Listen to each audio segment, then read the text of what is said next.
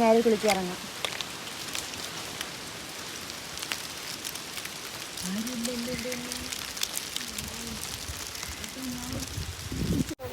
Hi guys, നമ്മളിപ്പോൾ ഉള്ളത് ബോണക്കാടിലാണ്.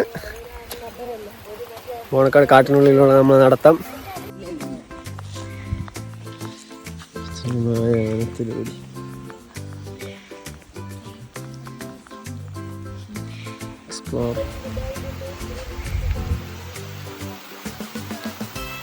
ഞാൻ ബോണക്കാട് ഇവിടെ ചെറിയ മഴയൊക്കെ ഉണ്ട്.